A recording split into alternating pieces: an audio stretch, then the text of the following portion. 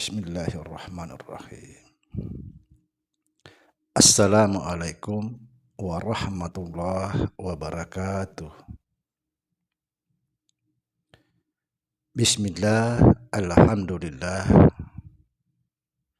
wassalatu wassalamu ala rasulillah, sayyidina wa maulana Muhammadin wa ala alihi wa sahbihi wa sallim. Asyhadu an la ilaha illallah wa asyhadu anna Muhammadar Rasulullah. Allahumma la ilaha illa antal awalu wal akhiru wa antal batinu was zahiru. Saudara-saudara yang saya cintai dan yang saya sayangi dimanapun berada, semoga senantiasa dalam bimbingan Allah Subhanahu wa Ta'ala, diberikan rahmat sehat jasmani dan rohani, insyaallah, rahmat panjang umur serta rahmat ilmu dan rahmat kesejahteraan dunia akhirat, amin ya rabbal alamin. Saudara-saudara, ini ada satu pertanyaan tentang sholat, panjang sekali, cuma kita di sini menyampaikan intinya saja. Pertanyaannya begini, Pak Syamsuddin, saya ingin bertanya tentang sholat karena saya posisi sementara ini tambah bingung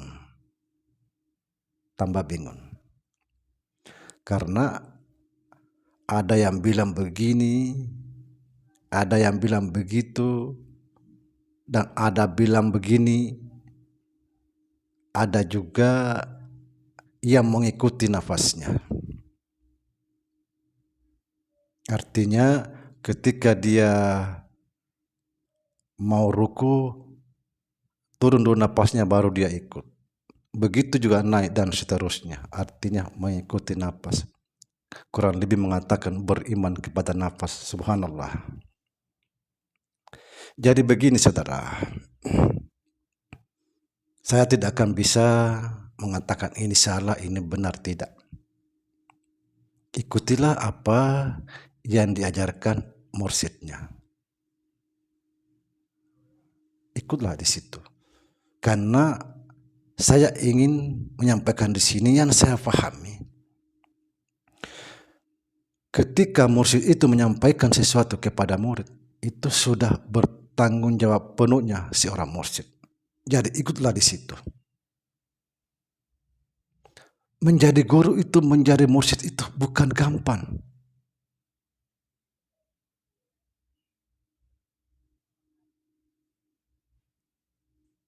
Sekali lagi saya jelaskan, ikutlah apa yang disampaikan gurunya.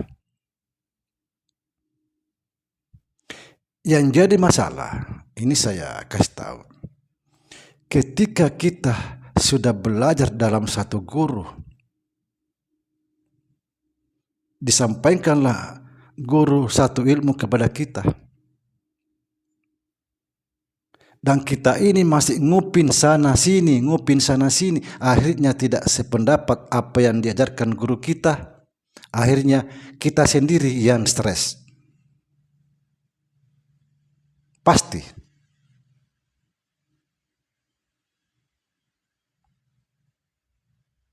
Jadi sekali lagi saya sarankan saudara, ikutlah apa yang diajarkan gurunya.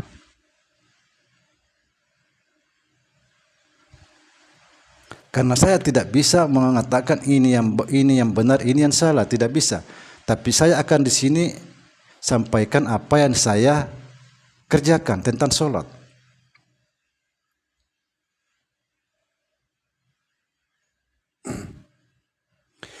Jujur saudara, saya tidak beriman kepada napas. Artinya saya tidak mengikuti napas.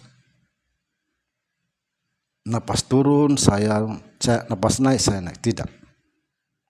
Saya hanya patuh kepada Allah. Ketika Allah berkalam, Allahu Akbar, saya baru. Ketika Allah lagi mengatakan Allahu Akbar, saya baru naik lagi. Saya tidak mengikuti nafas. Saya mengalir.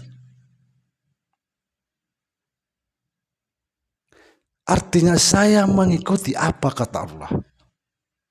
Karena Allah itu sendiri berkalam, Allahu Akbar, ruku lagi. Allahu Akbar, saya naik lagi. Ini ajaran dari kakek moyang kakek saya. Nah, masalah tadi mengikuti nafas, saya juga ada pernah belajar. Ada juga dalam kitab-kitab saya. Kitab-kitab yang saya edarkan itu, yang minta itu ada di dalam situ. Tapi saya enggak pakai itu.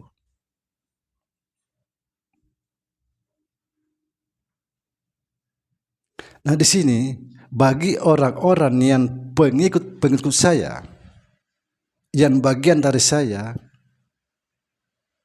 kalau bisa mulai sekarang berhenti namanya menggunakan napas, berhenti namanya zikir napas.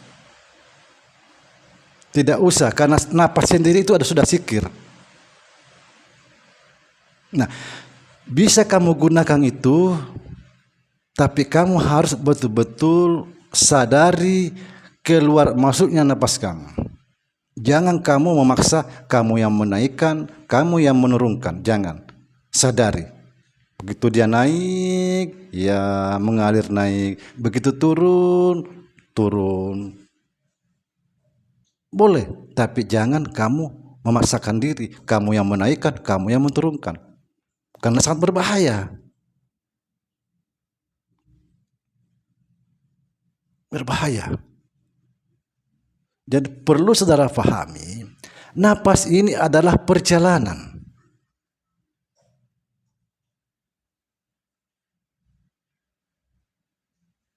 Atau napas ini hanya penghubung antara diri yang di luar sama yang di dalam. Bukan dijadikan iman. Coba bayangkan saudara, perhatikan baik-baik. Ketika kita sholat mengikuti napas, kita tidak akan pernah tenang dalam sholat itu. Karena kita selalu mengatur napas ini, apalagi kita sholat berjamaah.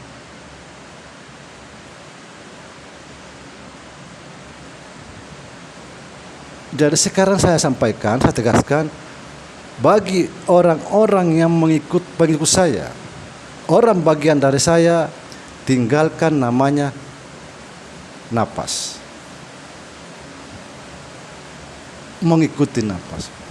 Napas ini sekalipun sudah mengalir sendirinya. Sendirinya sudah.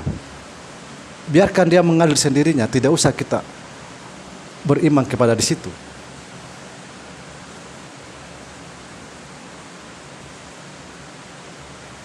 Dalam keilmuan tidak perlu lagi, karena sangat berbahaya.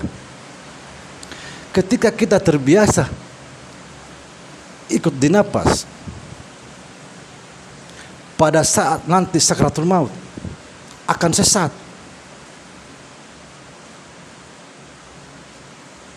Karena kita akan mengatur napas ini.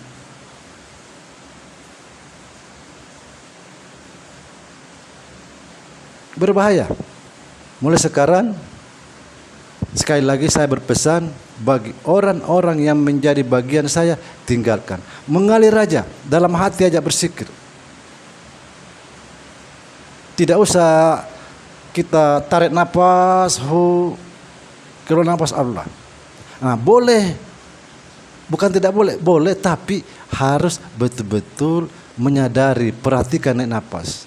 Ketika dia naik napas, turun. Jangan kita menggerakkan, kita yang menarik, kita yang menurunkan, jangan. Karena sangat berbahaya. Ketika kita dalam sakaratul maut, kita akan disiksa napas sendiri, karena kita akan mengikuti. Kalau kita sudah tua, bagaimana mengikuti? Kita akan tersesat napas. Mengalir aja. Mengalir. Napas itu perjalanan. Penghubung. Ketika kita sudah sampai di satu tempat, tidak berlaku lagi napas. Dia akan mengalir sendiri. Sekalipun napas tidak dibutuhkan, tapi dia tetap ikut kita, mengalir.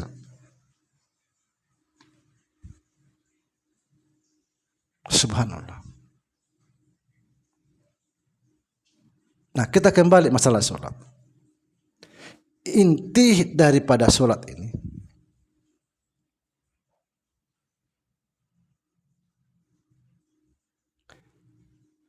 menyaksikan Allah. Bagaimana kita bisa menyaksikan Allah dalam sholat? Kita harus fana dulu.